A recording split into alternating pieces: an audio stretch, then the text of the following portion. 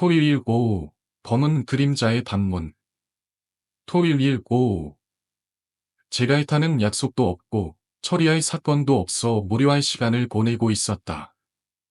동남점 신문화연구소 건물 5층에서 혼자 빈둥거리던 그는 심심함을 견디지 못하고 1층 사무실로 내려왔다. 토요일이라 그런지 사무실은 쓸쓸했다.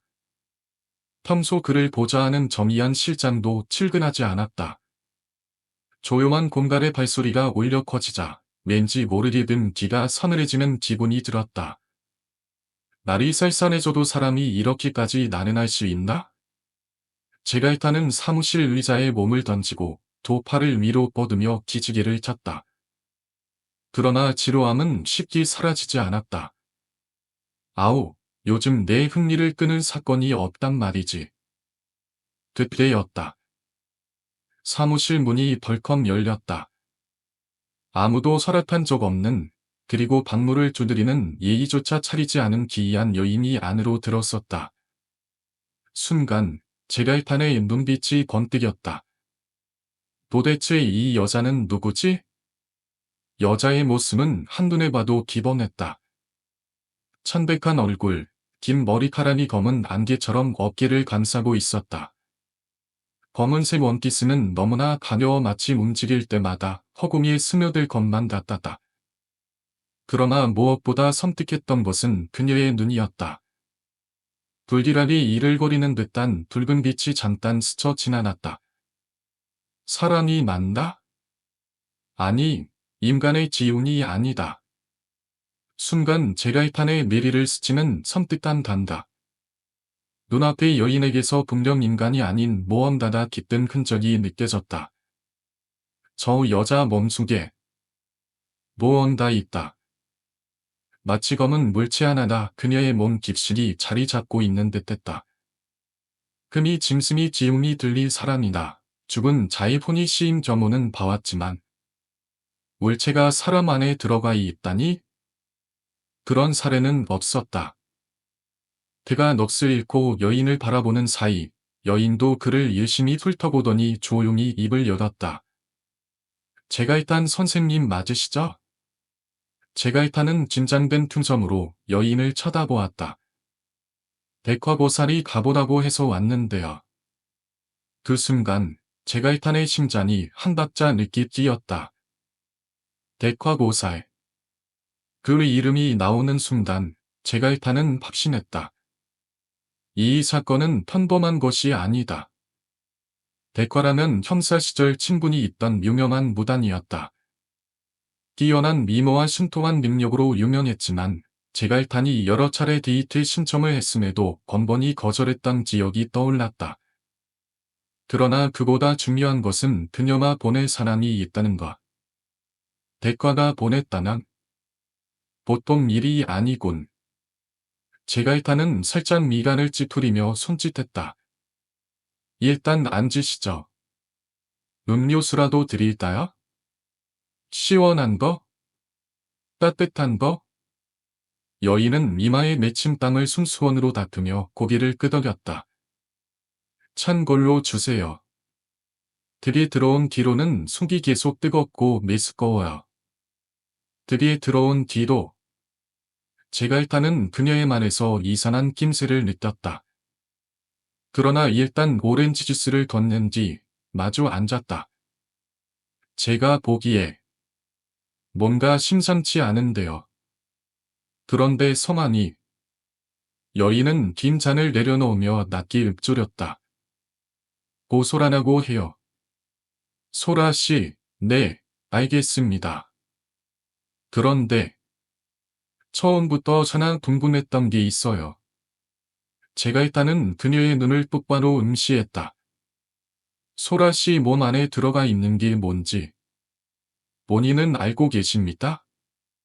여자는 눈을 피하며 작은 목소리로 답했다.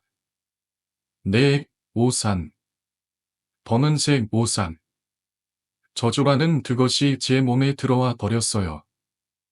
제가 일탄의 표정이 굳었다. 오산이라고요? 그녀는 고개를 천천히 끄덕였다. 네, 인터넷에서 떠들던 그 저주받은 모산이 동남시에 돌아다니고 있었어요.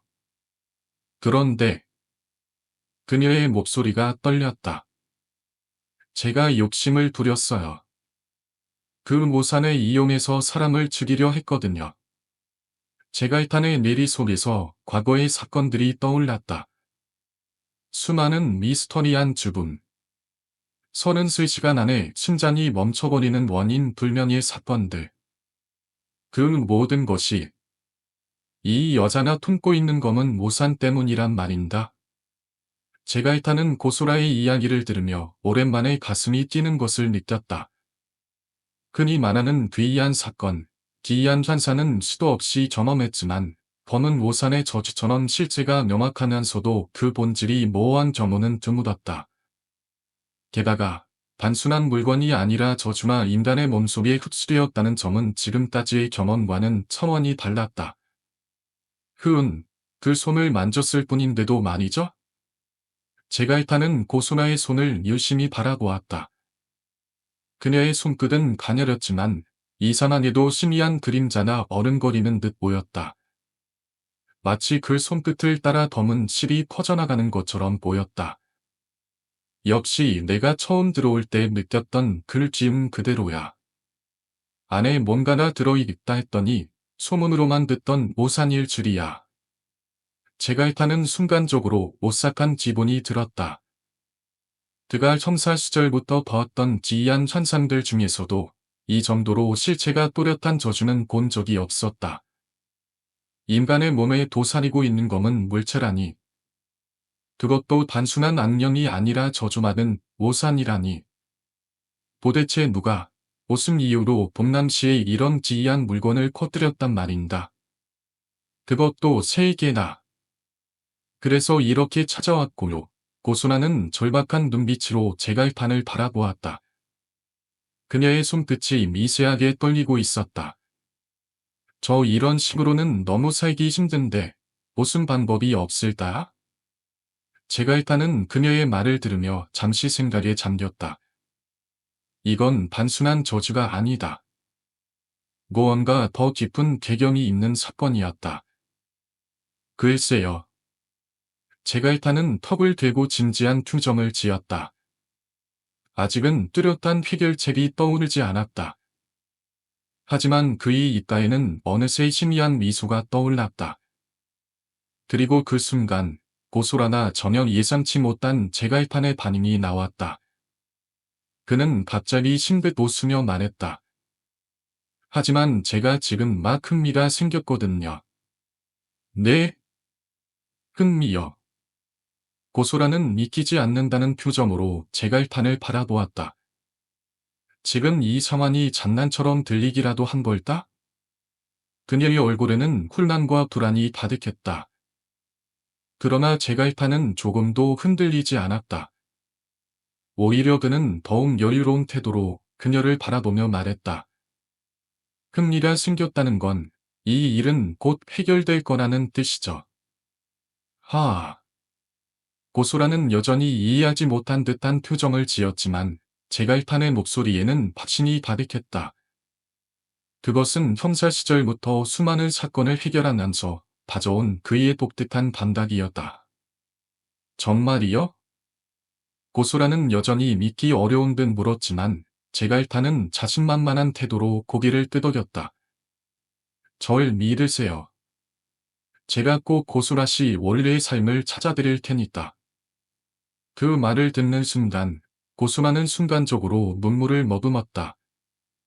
아무도 자신을 믿어주지 않았고 대과보살조차도 확실한 해결책을 주지 못했지만 눈앞의 남자는 마치 이 모든 게 별 문제가 아니라는 듯 말했다. 그런데 저기 고소라는 조심스럽게 입을 열었다.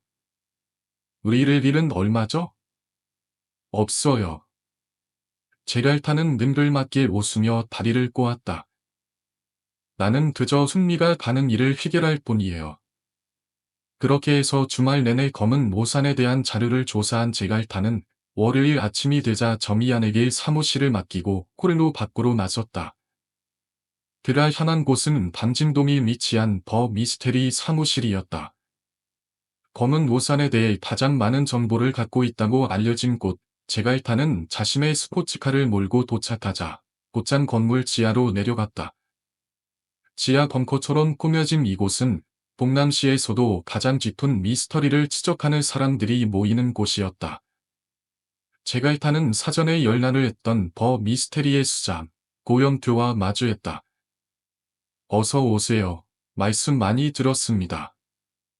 고영표는 검은 뿔테 안경을 고쳤으며 공손하게 인사했다. 제가 일단은 손을 내밀어 박수를 청했다. 유명 인플루언서를 이렇게 직접 만나게 되어 영광이네요.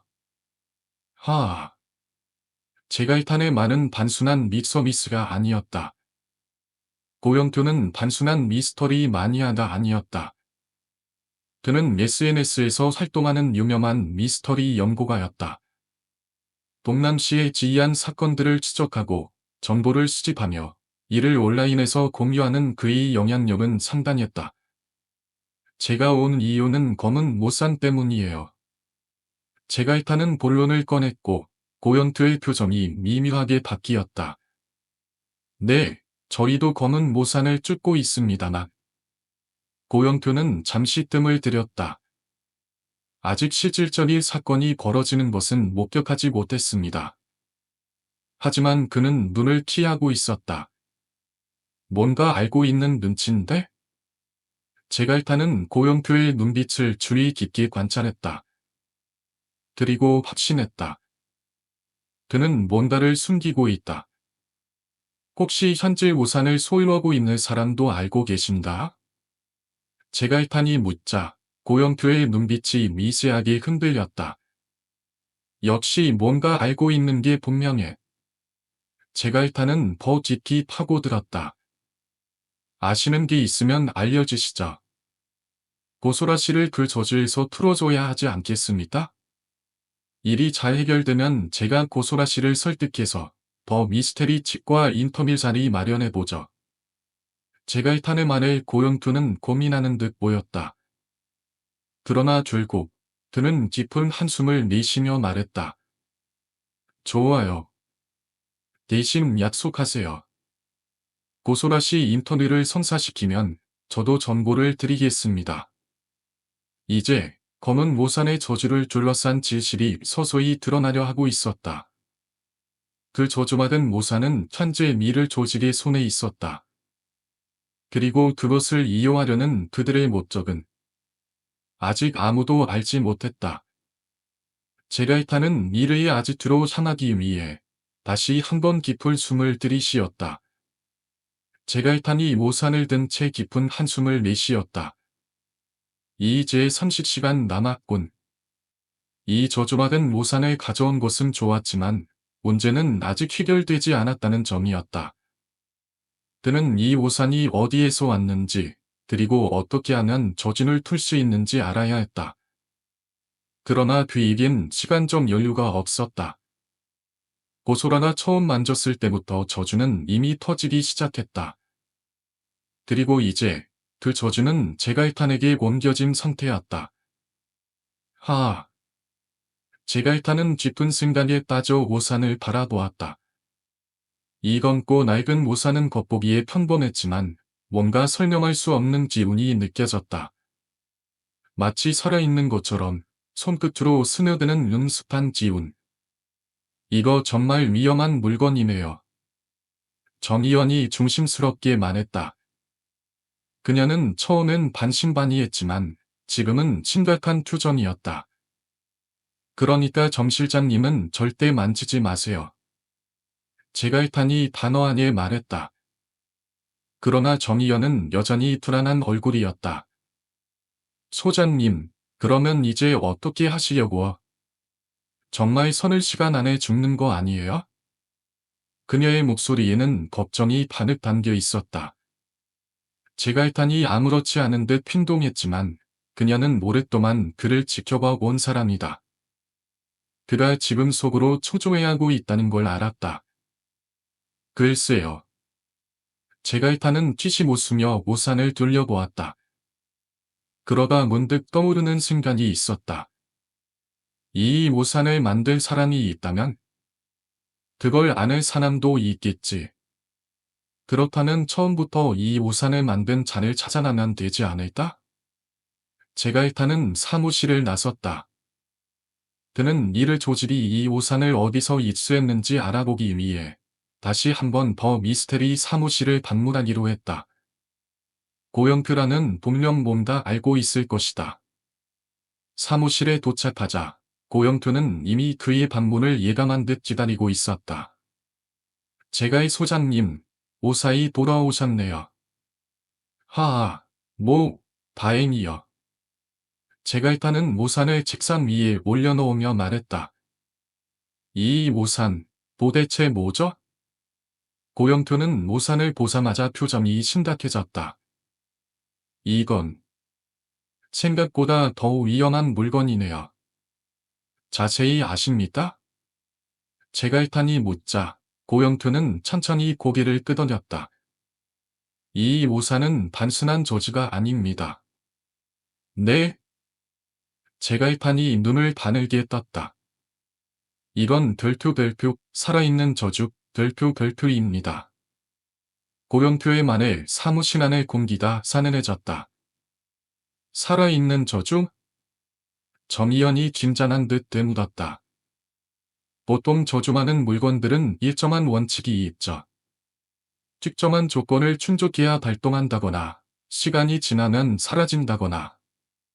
하지만 이 우산은 다릅니다. 고영표는 심각한 표정으로 설명을 이어갔다. 이 우산은 자신의 주인을 옮겨다니면서 서서히 생명을 흡수합니다. 제갈판의 표정이 굳어졌다. 즉, 지금 이 우산을 갖고 있는 사람. 그게 바로 소장님이라는 거죠. 이 말을 듣자 정의연이 얼굴이 새파래졌다. 그럼 정말로 소장님도 위험하다는 거잖아요? 고영표는 조용히 고개를 끄덕였다. 네, 하지만 방법이 없는 건 아닙니다. 그의 말에 제갈판이 눈을 빛냈다. 방법이 있다고요? 고영표는 깊은 한숨을 내쉬며 말했다. 네, 하지만 그 방법이 과연 소장님이 감당할 수 있는 일인지는 모르겠군요. 고영표가 제갈판에게 알려진 정보는 충격적이었다. 이 저주를 풀기 위해서는 우산이 처음 만들어진 곳으로 돌아가야 한다는 것이다. 이 우산은 동남시에서 만들어진 게 아닙니다. 네? 그럼 어디에서나? 우산은 태국에서 왔습니다. 제갈판과 정의연은 동시에 놀란 표정을 지었다. 태국. 고영표는 조용히 고개를 끄덕였다. 전어치는 방콕 근처의 작은 마을에서요. 그곳에서 아주 오래전부터 내려오는 죽은 자이 우산이라는 전설이 있습니다. 죽은 자이 우산. 네, 이 우산은 원래 태국의 한 무당이 만든 물건이었어요. 그는 죽은 자의 영혼을 봉인하는 도구로 이 우산을 사용했죠. 제갈판은 눈살을 찌푸렸다.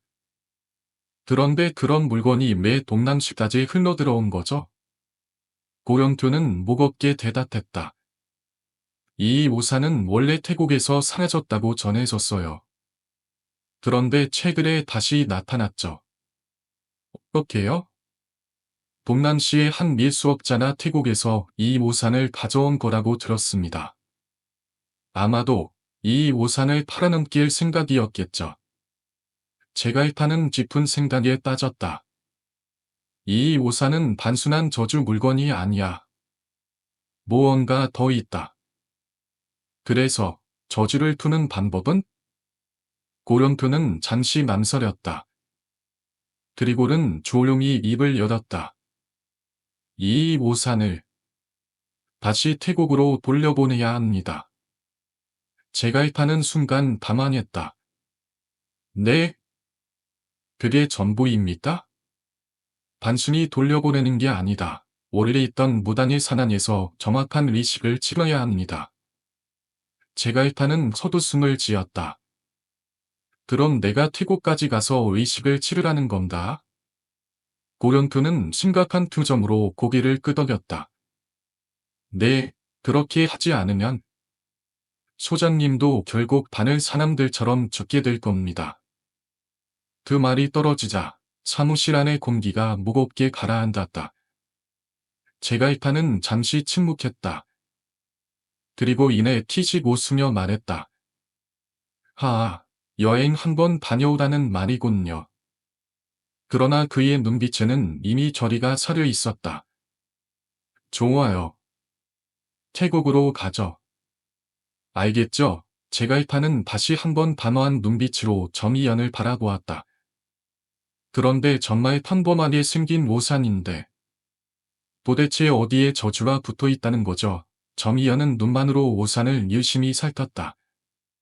평소에도 논리적이고 분석적인 그녀였기에 이런 미신적인 요소가 가미된 사물에는 쉽게 납득하지 못하는 눈치였다. 제갈파는 그런 그녀를 보고 살짝 미소 지었다. 일반인 눈에는 안 보여요. 그럼 지금 소장님 눈에는 보이세요? 나야 당연히. 제갈파는 우산을 천천히 훑어보며 말을 그렸다. 우산에서 풍겨나오는 기운이 범상치 않다는 것은 분명하지만 그렇다고 해서 글씨체를 완전히 꿰뚫어 볼 수 있는 건 아니었다. 아, 이거. 그냥 이상한 물건이 아니라 뭔가 훨씬 복잡한 게 얽혀 있군. 제갈파는 잠시 고민하다가 결정을 내렸다. 무단 백과를 만나봐야겠어. 백화고살의 신당당. 제갈파는 백화고살의 신당으로 발걸음을 옮겼다. 평소에도 심상치 않을 사건이 발생하면 백과를 찾곤 했지만 이번에는 특히 더욱 긴장된 마음이었다. 신당에 들어서자 특유의 향 냄새가 은은하게 퍼졌고 백과는 익숙한 얼굴로 그를 맞이했다. 어머, 이게 누구야? 우리 미남 형사님이네? 요즘 예율자적한다면서? 하긴 돈이 많으시니 건물주사나요? 하아, 역시 대과님은 앉아서 다 아시네요. 제갈파는 미에 바르게 인사하며 소관 앞에 앉았다. 대과도 능숙하게 책상다리를 하고 앉더니 그의 눈을 찬찬히 살폈다. 실은 이 우산 때문에 맞습니다. 제갈파는 신문지에 둘둘 싸놨고 온 우산을 조심스럽게 소관 위에 올려놓았다. 대과는 손을 뻗어 우산을 감싸며 가만히 눈을 감았다. 이내 그녀의 투정이 심각하게 변했다. 어디서 이렇게 아비 지문이 풀풀 나나 했더니 이거였군요.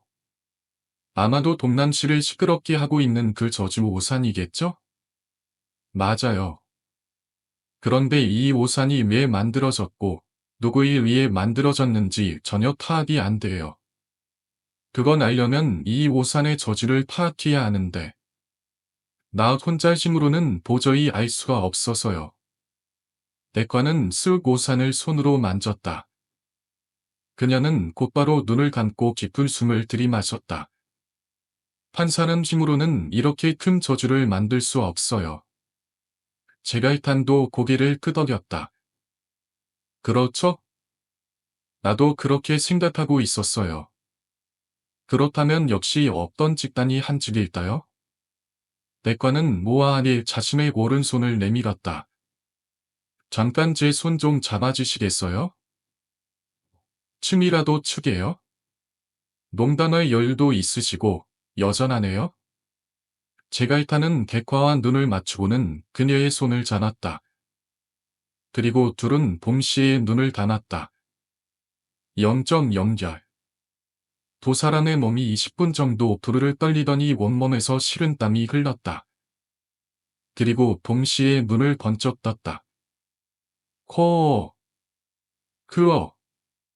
둘은 마치 물속에 빠졌다가 튀어나온 사람처럼 거칠게 숨을 몰아쉬었다. 이거 객관인 말대로 여러 사람이 동시에 저지를 건 거네요. 맞죠? 맞아요. 이상한 사람들이 이상한 짓을 거린 것 같아요. 제갈파는 눈을 번뜩였다. 이상한 사람들이 이상한 짓을 벌였다. 그렇다면 평범치 않은 집단에서 이런 일을 저질렀을 확률이 높다는 건데. 조사 시작. 대과에게 저주 오산의 뒤처리를 맡기고 사무실로 돌아온 제갈파는 정의연에게 지시했다. 들고 측과 연락해서 새로 생길 사임이 종교나 괴이한 것을 심상하는 집단 리스트를 요청해 주세요. 정의연은 자리에서 일어나 곧장 들고의 사무실이 있는 요마산으로 향했다. 그날 밤, 들고에게 미일이 날아왔다. 동남시에 있는 사일이 종교단체와 교와 유사한 단체 30여 개가 적진 리스트였다. 하여튼 들고 녀석은 모르는 게 없다니까. 제갈파는 자신의 건물 5층 거실에서 와인을 마시며 리스트를 하나씩 확인해 갔다. 각 단체를 다시 인터넷으로 검색하고 조사하다 보니 금세 새벽이 됐다. 그 사이 와인 한 병이 바닥났다.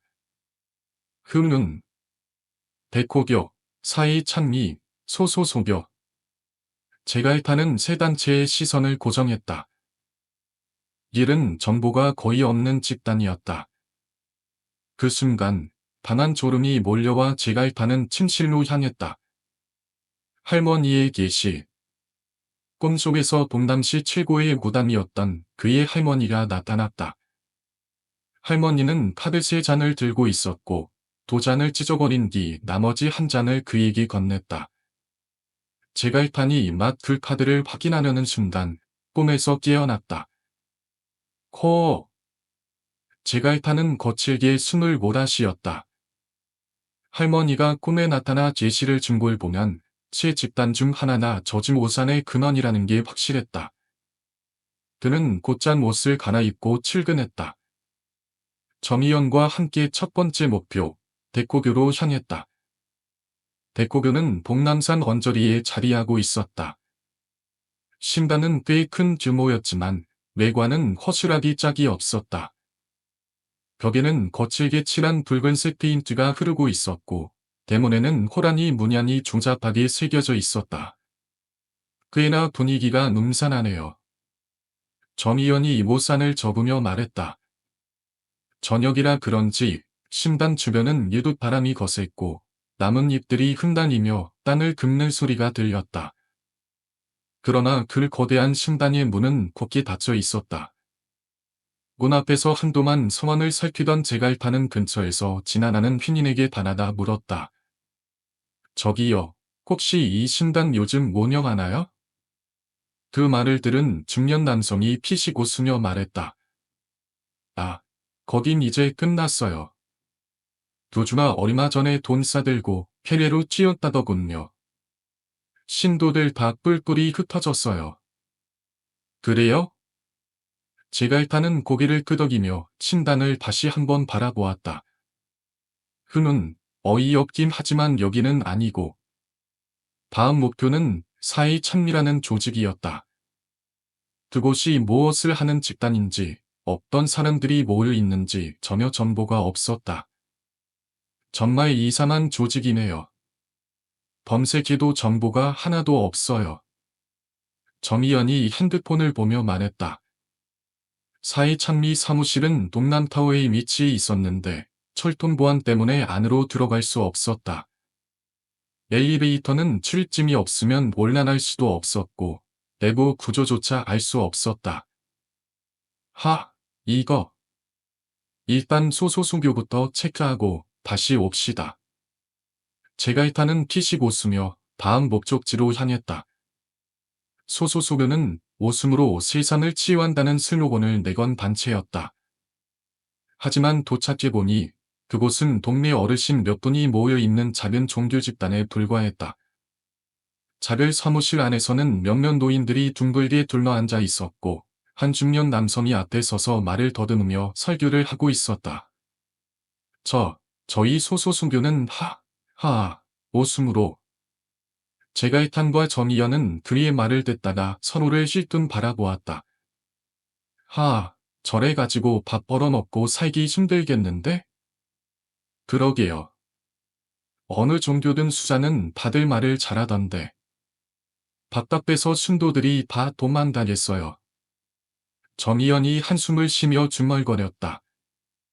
제갈탄도 동의하듯 고개를 끄덕였다. 이곳도 범인이 있을 만한 장소는 아니었다. 남은 건 사의 찬미뿐이네요. 사의 찬미에 대한 정보가 거의 없어 제가 일단은 다시 들고를 찾아갔다. 들고의 사무실은 용화산 지하 동굴의 밑이 있었다. 문을 두드리자 안에서 익숙한 목소리가 들려왔다. 열려 있어요. 제가 일단이 문을 열고 들어가자 들골은 소파 뒷순이 몸을 묶고 있었다. 들고 너 직통 번호 좀 알려주면 안 되냐? 힘들어 죽겠네. 여기까지 오느라. 안 됩니다. 아시잖아요? 여기 보안이 생명이란 거. 토마하면 언제든 보천당할 수 있어요. 제가 일단은 피식 웃으며 본론으로 들어갔다. 아무튼 사이 찬미 좀 더 타봐. 볼은 충분히 줄 테니까 걱정 말고. 이 말을 듣자 들코가 소파에서 몸을 일으켰다. 그런데 도대체 이번에는 뭐 때문에 그런 겁니까? 제가 일단은 의미심장하게 웃으며 말했다. 나노 보안이 생명이다. 후. 3일 후 사이 찬미의 충격적인 정체. 3일 후 들코가 사이 찬미에 대한 자료를 보내왔다. 메일을 열어본 순간 제가 일단은 눈썹을 찡그렸다. 사이 찬미 이 조직 정말 웃기네? 왜요? 점이연이 바다와 모니터를 함께 들여다보았다. 어머, 여기 동남시에서 잘 나간다는 사람들은 다 있네요? 맞아요. 스포츠 스타, 정치인, 검사, 재력가, 예술가까지.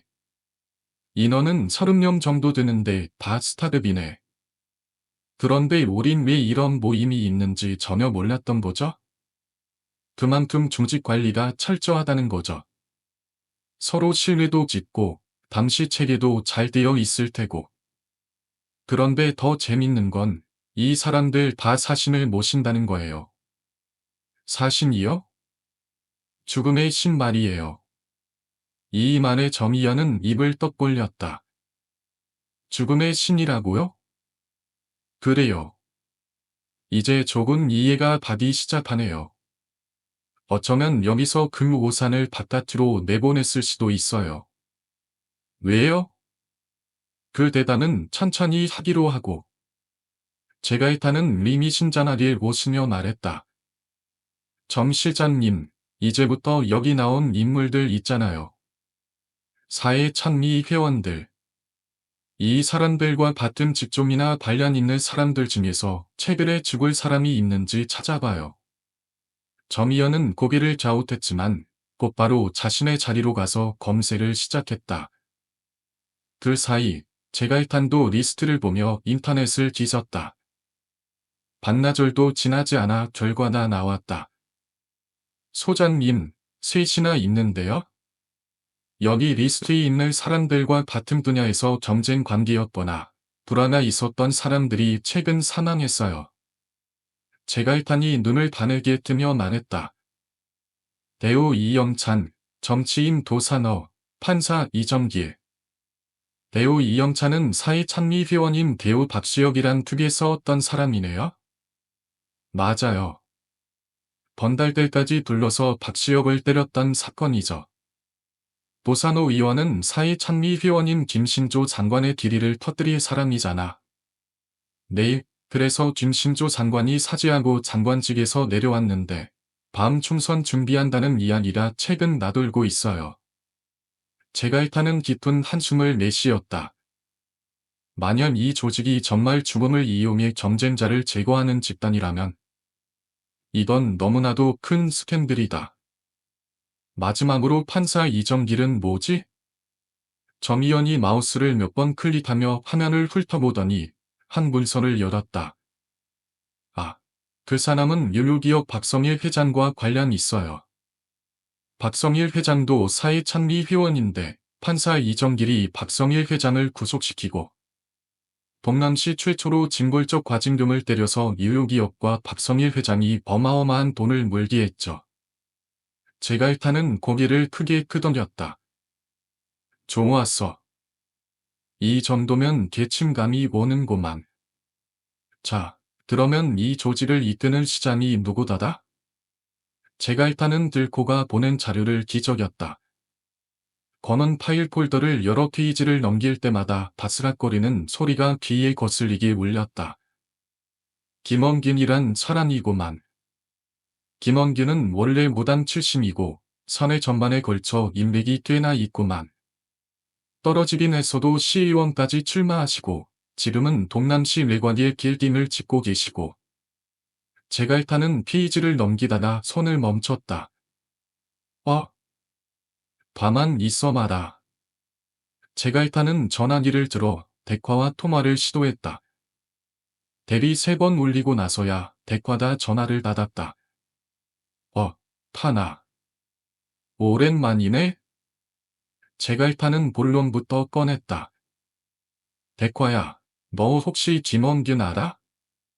전화기 너머로 한숨 소리가 들렸다. 김원균 알아요. 그 사람 무당들 사이에서도 굉장히 편이 안 좋아요. 심기는 좋은데 자꾸 저주곡 같은 걸 해서. 저주곡? 보통 무당들은 신을 모시고 점을 보거나 기름을 바리는 전부인데. 김원균은 바를 사람을 저주하는 굿을 전문으로 했거든. 아마 돈만 밝히는 무당들은 김원균 많이들 따를 거예요. 지금은 무당일 안 하는 걸로 알고 있는데?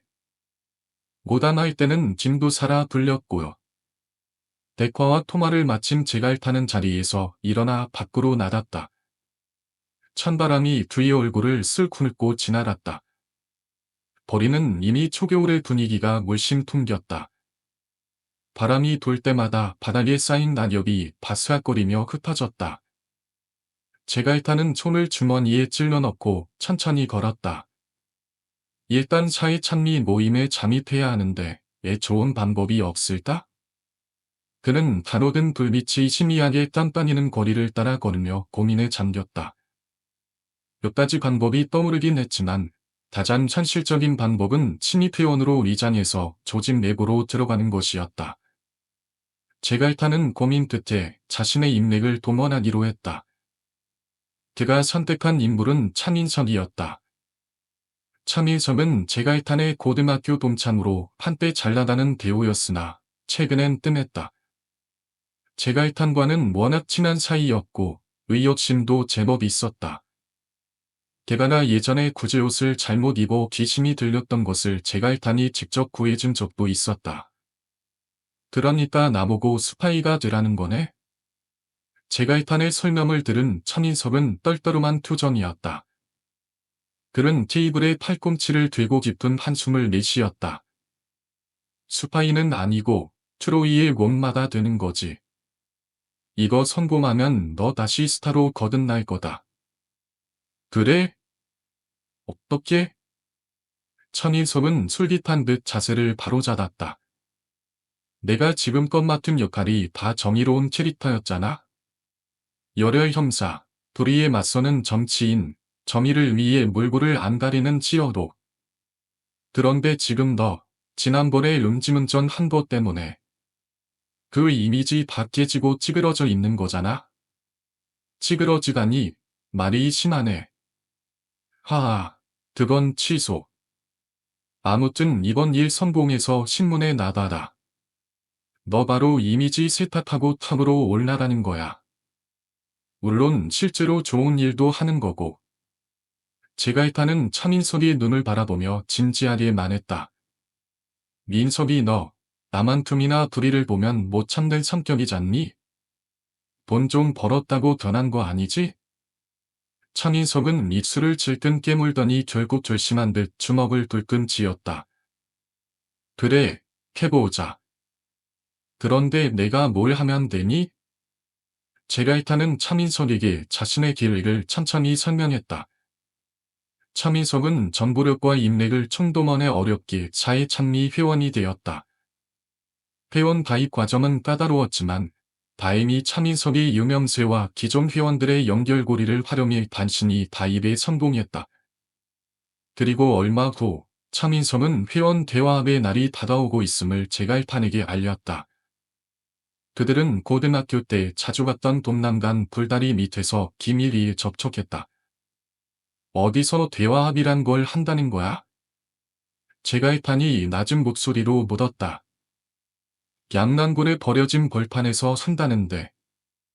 김원균 변호원이 세 정도 되는데 아마도 따라붙을 거야. 회원들도 30명 가까이 모일 거고. 제갈판은 깊은 생각에 잠겼다. 그렇겠지. 그런데 그 시간에 뭘 한다는 건데? 천인섭은 침을 꼴깍 삼켰다. 그날은 신입회원 천염회 같은 건데, 그게 바로 나잖아? 그래서 내가 나 대신 시어롱을 꽉 잡고 있는 정대호한테 죽음의 신을 보내달라고 했어. 뭐라고? 제갈판이 놀란 얼굴로 친구 차민석을 쳐다봤다. 그러니까 김원균이 어떻게 하겠대? 마지막 남은 모산 하나를 회수했다나다. 그 모산에 있는 신을 빼내서 이번에는 명품 시계에 넣는다고 하던데. 그걸 내 나이 버린 정대호에게 피민 척하고 보낼 거고.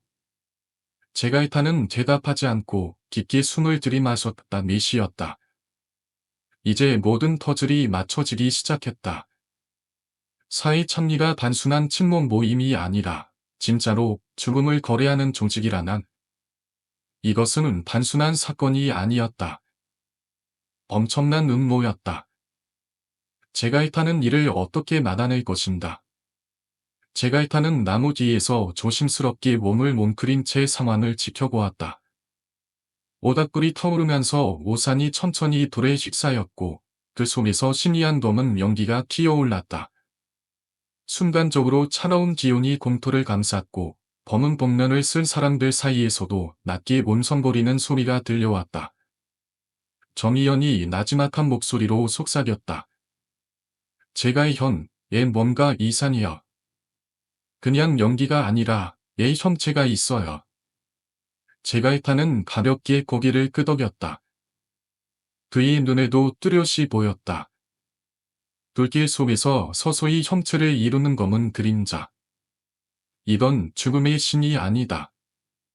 그냥 어설픈 귀신일 뿐.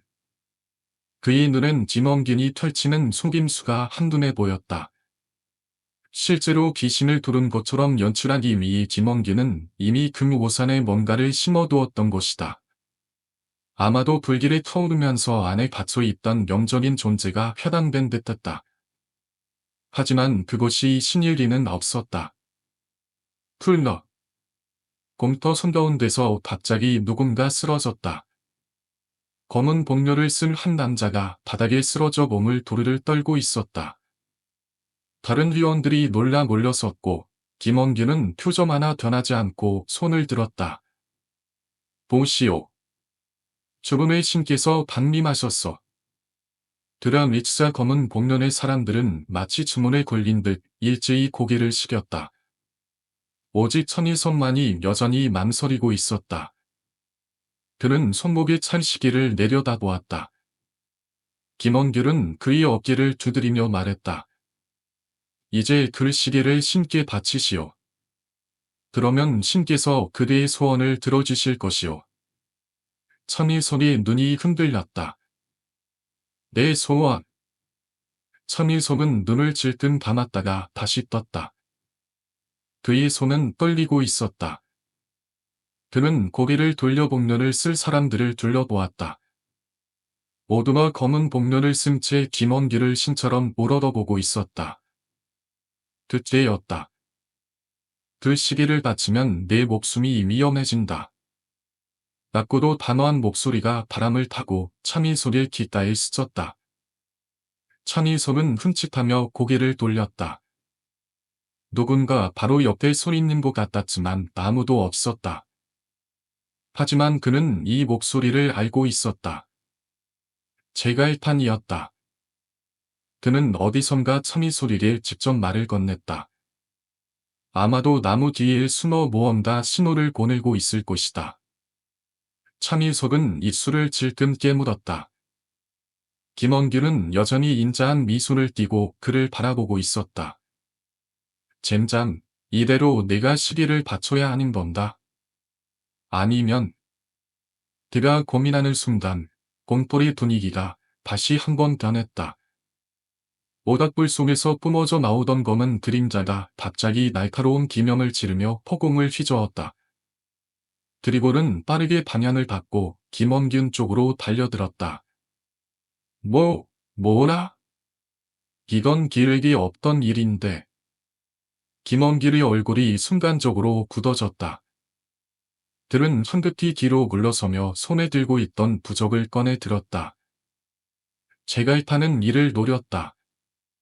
김원균이 방언한 순간이야말로 가장 취약한 때였다. 제갈탄은 기다릴 틈도 없이 몸을 날렸다. 한순간에 공터로 끼어들어 참일손의 팔을 잡아당겼다. 님서다, 끼어. 참일손은 순간적으로 당황했지만 본능적으로 제갈탄을 따라 뛰기 시작했다. 저놈이다. 김원균이 소리를 질렀고 복렬을 쓴 회원들이 일제히 그들을 향해 달려들었다. 제갈탄은 바스총을 꺼내들었다. 빠르게 앞을 가로막는 한 남자의 얼굴을 향해 바마스를 당겼다. 치. 순간적으로 최루가스가 터지면서 복면을 쓴 남자는 눈을 감싸치고 쓰러졌다. 하지만 적은 너무 많았다. 민서가 옛날 고등학교 때처럼 싸울 수 있겠냐? 서민석은 서웃음을 지었다. 택견이다. 응? 하아, 그래 택견. 우리 아마도 그날 고등학교 때처럼 30명 상대로 싸워야 할지도 모르겠다. 아니, 29명인가? 크크, 우리 고등학교 때 10대 이까지는 싸웠잖아? 물론 깨졌지만.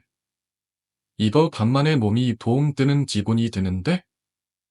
두 사람은 등을 맞대고 서서 공면을 쓴 회원들과 대치했다. 제갈탄은 천천히 호흡을 가다듬었다. 이제부터는 물러설 곳이 없었다. 그는 다시 한번 바스총을 들어 올렸다. 오랜만에 몸 좀 풀어볼까? 곰떠 숨가운데 검은 복면을 쓸 사람들이 일제히 달려들기 시작했다. 공터는 이미 전쟁터가 되어 있었다. 사회 찬미 회원들은 제갈탄이 뿌린 최루가스에 정신을 차리지 못하고 허겁지겁 도망치거나 바닥을 구르며 괴로워했다. 천일섬은 손에 든 권총을 내려다보며 헛웃음을 지었다. 내가 이걸 쏴야 하나? 뒤의 손이 살짝 떨렸다. 하지만 그는 망설이지 않았다. 총구를 김원균에게 전고 단호한 목소리로 말했다. 움직이면 쏜다. 김원균은 눈을 질끔 감고 이를 달았다. 그의 얼굴에는 분노와 당혹스러움이 섞여 있었다. 자신이 철저하게 통제하고 있다고 믿었던 상황이 한순간에 무너진 것이다. 제갈탄은 쓰러진 김원균을 내려다보며 키식 웃었다. 너무 쉽게 끝났네. 이럴 줄 알았으면 좀 더 화려한 엔딩을 준비할 걸. 김원균은 비틀거리며 몸을 일으키려 했지만 아직도 가스 때문에 눈을 제대로 뜨지 못했다. 그의 코에서 흐르는 눈물과 콧물이 섞여 얼굴이 엉망이 되었다. 정희연이 틴코더를 들고 부지런히 영상을 찍고 있었다. 그녀의 표정에는 긴장과 흥분이 뒤섞여 있었다. 경찰 오기 전에 확실한 증거를 남겨야죠. 이 정도면 뉴스에서 떠들어도 이상하지 않겠는데요? 제갈탄은 만족스럽게 고개를 끄덕였다. 좋아, 이제 빠질 시간이다. 그러나 바로 그때였다. 하하. 바닥에 주저앉아 있던 김원균이 갑자기 웃기 시작했다. 참이솜은 반사적으로 춤을 더 꽉 쥐었고 제갈탄은 눈을 가늘게 뜨며 그를 지시했다. 김원균은 피범벅이 된 얼굴로 천천히 일어났다. 그의 손이 다시 품 속으로 향했다. 이대로 끝날 것 같다. 그가 품에서 꺼낸 것은 작은 유리병이었다. 그 안에는 건굵은 액체가 일렁이고 있었다. 저건. 제갈탄의 심장이 벌컥 내려앉았다. 그것이 무엇인지 직감적으로 알아챘다. 키의 맹세. 김원규는 뒤틀거리며 웃음을 멈추지 않았다. 이 뒤는 모리사의 찬미자의 것이다. 이걸 깨뜨리면 드라 손을 치켜들자 차미석과 정의연의 얼굴이 동시에 굳어졌다. 제갈탄은 재빨리 움직였다. 그의 발길질이 정확하게 김원균의 손목을 단타했다. 유리병이 튕겨나가며 허공을 가르며 날아갔다. 그리고 쨍그랑 바닥에 떨어져 산산조각이 났다. 그러나 그 순간 공터의 분위기가 급변했다. 깨진 유리병에서 검붉은 액체가 번지더니 마치 살아있는 듯이 꿈틀거리며 움직였다. 키가 모여들어 천체를 이루는 듯한 기묘한 광경이 펼쳐졌다. 제갈탄은 이를 안 묻었다. 김원길은 흐느끼듯 웃으며 말했다. 이제 너희는 끝났어. 그의 몸이 점점 뒤틀리기 시작했다. 눈동자가 뒤집히고 입에서 기이한 소리가 새어나왔다. 죽음의 신께서 강림하신다. 정의연은 두 손으로 입을 틀어막았다. 천희석은 총을 더 꽉 쥐었지만 그의 손이 점점 더 떨리기 시작했다. 그리고 곰터 순가운데 깨진 유리병에서 흘러나온 검붉은 액체가 하나의 형체를 이루었다. 사람의 형상이었다. 그러나 그것은 사람이 아니었다. 그 존재는 길게 찢어진 입을 벌리며 낮게 웃음을 흘렸다. 크크크, 도른 건 너희들이냐? 순간적으로 공터의 모든 온도가 급격히 떨어졌다. 숨조차 쉬기 힘든 냉기가 휘몰아쳤다. 제갈탄은 할머니의 모범이 아직도 나무에 박혀 있다는 사실을 떠올렸다. 젠장, 저걸 다시 손에 넣어야 해. 그러나 그 존재는 이미 제갈탄을 보고 있었다. 길고 많은 손이 천천히 그를 향해 뻗었다. 너, 내 영혼을 방해했지? 그리고 모든 것이 뒤틀리기 시작했다. 사무실 문이 조용히 닫히고 난 뒤 정의연은 혼자 남은 공간을 둘러보며 한숨을 내쉬었다. 판도만 전쟁터 같았던 이곳이 이제야 터몬을 되찾았다. 그러나 그녀의 마음은 여전히 복잡했다. 제갈탄 소장님도 드디어 연애하는 걸까? 그녀는 작게 중얼거리며 커피를 한 잔 따랐다. 김원균과 사이 찬미의 사건이 마무리되었지만 모든 게 끝난 것은 아니었다. 그 조직이 가진 힘과 뒤에 있는 거물들이 쉽게 무너지지 않을 거라는 걸 그녀도 잘 알고 있었다. 분명히 누군가는 이 사건을 덮으려고 할 거야. 정의연은 노트북을 열어 저장해 둔 영상 파일들을 확인했다. 사이 찬미의 회원들의 얼굴과 증거가 담긴 파일을 하나씩 살펴보며 그녀는 결심한 듯 미스테리 탐사 채널 더 미스테리의 메일을 작성했다. 진실은 감출 수 없을 거야. 한편 제갈탄과 고소라는 조용한 집단의 창가 자리에 앉아 있었다. 소장님, 이번 일 정말 감사했어요. 고소라는 따뜻한 미소를 지으며 말했다. 그녀의 눈에는 이제 더 이상 저주의 흔적이 남아있지 않았다. 제갈탄은 쑥스럽다는 듯 고개를 끄적였다. 별거 아니에요.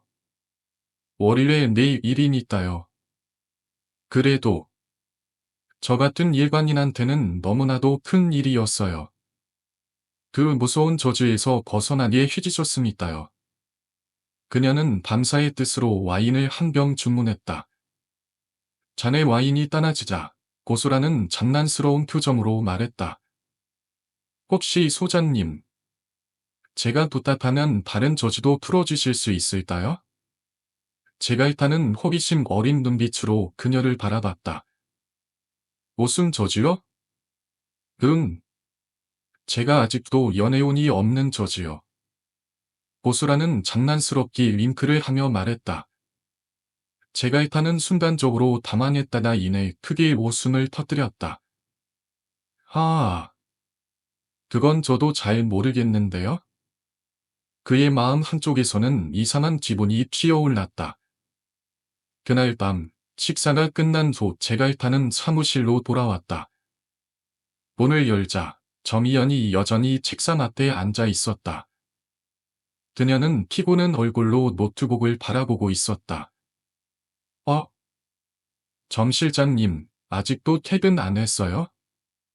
정희연은 흠칫 놀라며 고개를 들었다. 아, 소장님.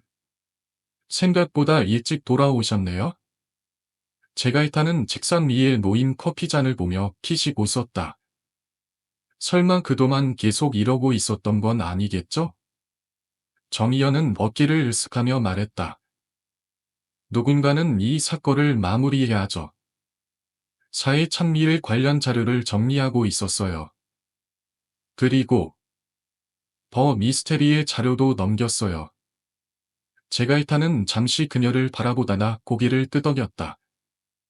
잘했어요. 그는 천천히 소파에 앉아 창밖을 바라보았다. 이제 정말 끝난 걸까? 그러나 어딘가 찜찜한 기분이 떠나지 않았다. 김원기는 사라졌지만 이 모든 일의 근원. 그것은 정말 끝났을까?